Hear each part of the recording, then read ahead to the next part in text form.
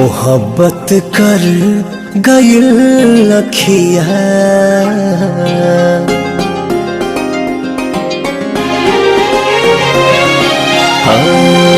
मोहब्बत कर गइल अखिया, न धड़कन के खबर लागल। मोहब्बत कर गइल अखिया, न धड़कन के खबर लागल।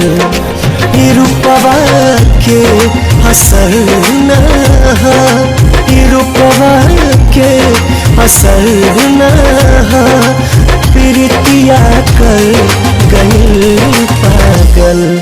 मोहब्बत कर गइल अखिया, न धड़कन के खबर लागल।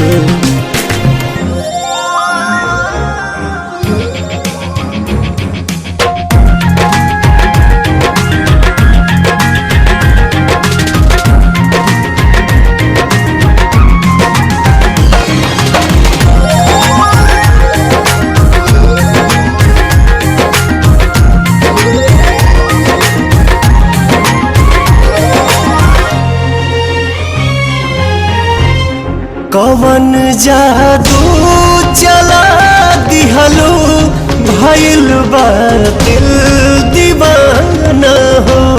न खुद के बा खबर कोनो, कहे मजनू जमाना हो जमाना हो।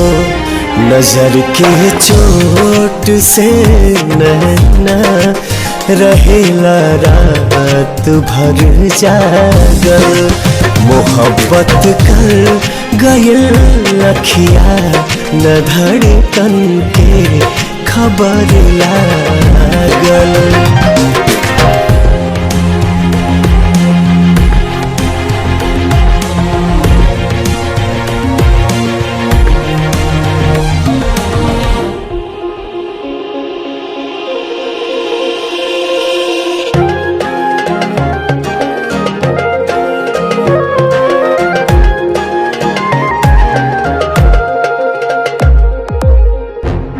रही तोहरा के देखले जब, रहे कैसन मुहूर्त हो।